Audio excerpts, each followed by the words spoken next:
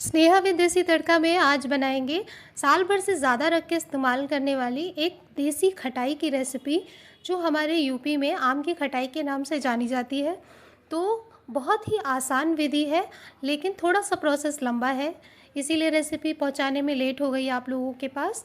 ये देखिए, आज मैं 2 किलो आम की खटाई बनाने जा रही हूँ। और सबसे पहले क्या करेंगे, कच्चे आम लेंगे जो एकदम कड़े कड़े होते हैं, वो आम लेंगे और लेने के बाद इसको अच्छे से छील के साफ़ कर लेंगे चारों तरफ से।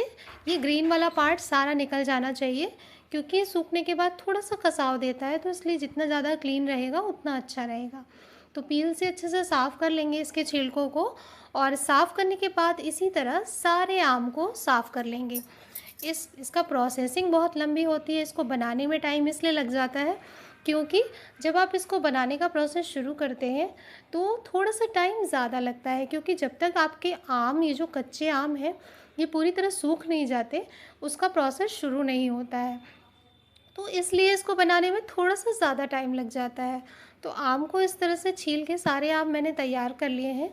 ये सिर्फ 1-2 आम छोड़ रखे थे कि मैंने सोचा आपसे शेयर कर लूँगी। और इस तरह से आमों को अच्छे से क्लीन करके आगे का प्रोसेस शुरू करते हैं। पूरे 2 किलो आमों को छीलकर इस तरह से क्लीन कर लिया है और पानी भर के कटोरे में अच्छे से इसको धुल लिया है।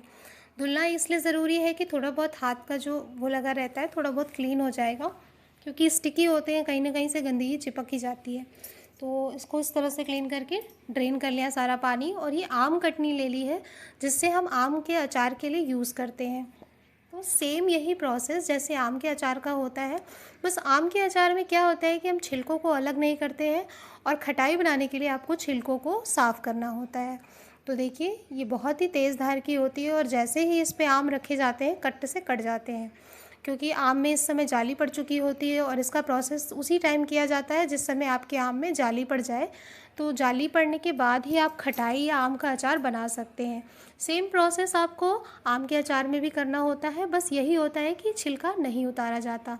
तो हम आम की खटाइयों की फाकी इतनी बड़ी बड़ी ही रखेंगे, बहुत छोटी रखने का कोई मतलब नहीं है। तो इस तरह से सारे आम को काट काट के 2 फाकियों में बना लेंगे और गुठलियों को फाकियों से अलग कर लेंगे। लेकिन आम का अचार बनाने के लिए बहुत ज़्यादा ज़रूरी है कि ये आम कटनी आपके पास हो, क्योंकि जिस टाइम पे इसमें जाली पड़ जाती है उस टाइम में इसको काटना बहुत ही मुश्किल हो जाता है। तो इस तरह से इन सारी आम को हम इस तरह से बारी बारी से 2-2 फाकियों में कर लेते हैं। जैसे ही हम इस पर रखते हैं, खड़ा आम रखेंगे ऐसे, और रखने के बाद थोड़े ज़्यादा प्रेशर से इस कटनी को पुश करेंगे। और इसके नीचे कपड़ा ज़रूर लगाएं, क्योंकि अगर आप कपड़ा नहीं लगाते हैं तो आपकी जो लकड़ी होती है वो कटने लगती है, और सही से काटने में भी दिक्कत होती है, आम फिसलते भी हैं। तो इसलिए इसका कपड़ा लगा रहना बहुत ज़रूरी है। सारे आम को कुछ इस तरह से काट के तैयार कर लिया है। ये देखिए, सारे आम ऐसे 2 फाकियों में काट के तैयार किए हैं। अब इसका अगला स्टेप क्या होगा, एक सूती कपड़ा लेंगे और इस सारी खटाइयों को लेकर चलते हैं धूप की ओर, क्योंकि अब ये 8 से 10 दिन तक सिर्फ धूप में इसी तरह सूखेगी। इसका सूखना बहुत ज़्यादा ज़रूरी है, और इस टाइम पे धूप भी बहुत हो रही थी जिस टाइम मैंने इसे बनाया। ये 1 हफ्ते में ही बहुत ही अच्छे से सूख के तैयार हो गई। तो बहुत ही तेज़ धूप है, एकदम बर्दाश्त के बाहर है। तो इन सारी खटाइयों को इस तरह से कपड़ा फैलाकर अलग अलग करके इस तरह से फैला दिया है, जिससे कि ये बहुत जल्दी से सूख जाए।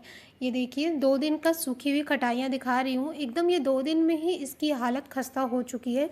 लेकिन फिर भी हम इसे 5-6 दिनों तक ओवरऑल सुखाएंगे, क्योंकि ये जितनी अच्छी सूखी रहेंगी उतनी अच्छी खटाइयाँ और टिकाऊ बन के रेडी होंगी। तो इस तरह से इन खटाइयों को हम सुखा लेंगे, और सुखाने के बाद देखिए कुछ इस तरह से दिखने लगती है ये सूखने के बाद। मैं इसको पर डे 1 हफ़्ता सुखाऊंगी अच्छे से, और जब ये 1 हफ़्ते बढ़िया से सूख जाएगी फिर आगे का प्रोसेस शुरू करेंगे। पूरे 1 हफ़्ते सूखने के बाद हमारी खटाई कुछ इस तरह से बन के तैयार हुई है। दोनों तरफ से देख लीजिए, एकदम पल्पी आम था, बहुत सारे गूदे थे इसमें, तो इसकी वजह से मोटी मोटी खटाइयाँ बन के तैयार हुई हैं। हमेशा अच्छी क्वालिटी की खटाई के लिए आप अच्छे आमों को लीजिए। इसमें नमक ऐड कर दिया है लगभग 2 से 3 टेबल स्पून। इसमें ऐड कर देंगे कुटी हुई लाल मिर्च लगभग 1 से 1.5 टेबल स्पून, क्योंकि नमक और तीखा सब बहुत अच्छे से होता है ना, तो बहुत ही अच्छा लगता है। आप जिसमें भी डालते हैं उसका फ्लेवर बढ़ जाता है। थोड़ी सी हल्दी डाल देंगे, हल्दी हमारी प्रिजर्वेटिव का काम करती है, इसको बिल्कुल भी बचा के नहीं डालना है। हल्दी डालने से इसकी शेल्फ़ लाइफ बढ़ जाती है। ये मैंने पचफोरन जो होता है ना, जो 5 प्रकार के मसाले मंगरेल है, मेथी है, जीरा है, सौंफ है, राई है, इन सारे मसालों का जो मिश्रण होता है उसे पचफोरन कहते हैं। उसको भून के मैंने पीस लिया है और पीसने के बाद इसमें थोड़ा-सा सरसों का तेल डाला और उतना ही तेल डालेंगे जिससे कि सारे मसाले इसमें अच्छे से कोट हो जाएँ। देखिए कुछ इस तरह से मिलाने के बाद हमारी खटाई इस तरह से रेडी हुई है और इसको 2-3 दिन धूप दिखा देंगे मसाला लगाने के बाद। और धूप दिखाने के बाद ये हमारी खटाई बिल्कुल बन के तैयार है। आप इसको ये जब तक भी आप रखेंगे ये ख़राब नहीं होगी। तो आपको जैसी भी सुविधा हो उस मात्रा के अनुसार आप इसे बनाएँ और इसको प्रिज़र्व करें। ये बिल्कुल भी ख़राब नहीं होती है, तो एन्जॉय करें। Thank you.